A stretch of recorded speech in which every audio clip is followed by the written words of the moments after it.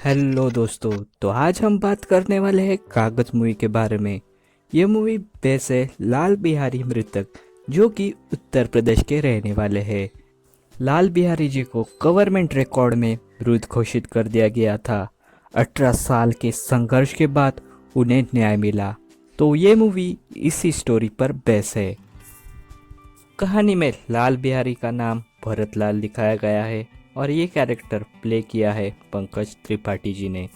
तो हम देखते हैं, साल चल रहा होता है 1977।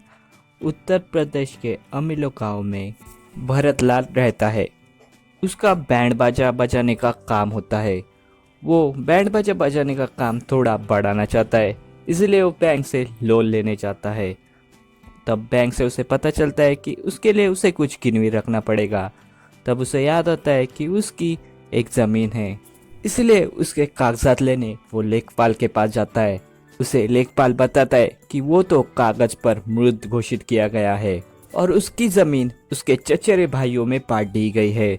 भरतलाल ये पूछने अपने चाचा से जाता है। तब चाचा बताता है कि ये सब उसी ने किया है। भरतलाल इसके बाद अब सिस्टम को यानी तहसीलदार, सीएम, पीएम को खत लिखने लगता है।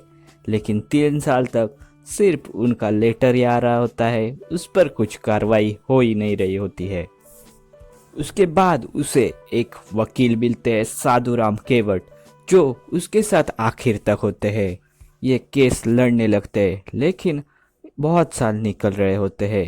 साल आता है 1985, जहाँ पर भरतलाल पाता है कि उसके जैसा ही एक आदमी जो बहुत सालों से केस लड़ रहा था कि वो जीवित है ये साबित कर सके, लेकिन वो मर गया। ये देखकर वो अब बहुत बड़े कदम उठाने लगता है। भरतलाल अपने चचेरे भाई के बेटे को किडनैप करता है ताकि उसके ऊपर केस हो सके और उसका नाम रजिस्टर में दर्ज हो सके, लेकिन उसका चचेरा भाई कोई भी केस नहीं करता है। अब भरतलाल एमएलए अशरफी देवी के रैली में बीच में बैठ जाता है। एक पत्रकार ये न्यूज़पेपर में छाप देता है, जिससे अशरफी देवी की भी नज़र भरतलाल के ऊपर जाती है।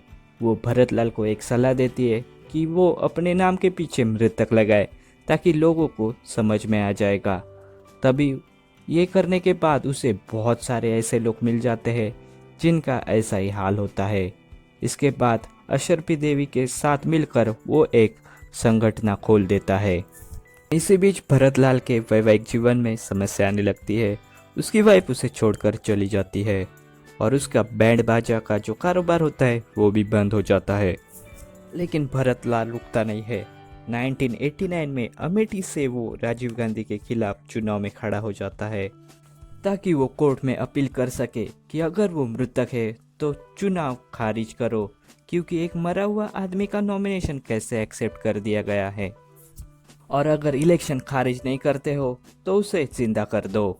लेकिन कोर्ट इसके ऊपर फैसला लेता है कि चुनाव खारिज तो नहीं किया जा सकता, क्योंकि इसके ऊपर बहुत सारा टाइम लगता है। और बात रही भरतलाल के जिंदा होने की, तो ये केस दूसरे कोर्ट में चल रहा है, इसीलिए ये केस होती है वो डिसमिस कर दी जाती है। भरतलाल अपने ऊपर केस हो इसलिए विधानसभा में पहुंच जाता है।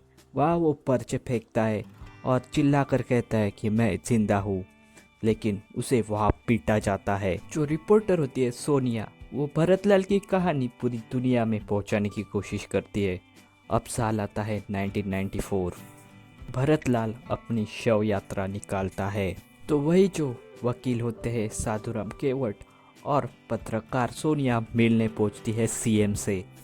सीएम लिख कर देते हैं कि भरतलाल जिंदा है और जो लेखपाल ने ये लिख कर दिया था उसके ऊपर कार्रवाई होगी, और जो भरतलाल के चाचा चाची है उनके ऊपर ही।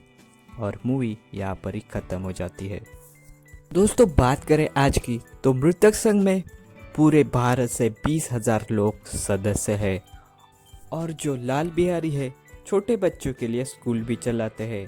तो दोस्तों, ये थी कागज मूवी की स्टोरी। अगर आपको ये वीडियो पसंद आए तो प्लीज़ शेयर कीजिए, और नए हैं तो चैनल को सब्सक्राइब कीजिए।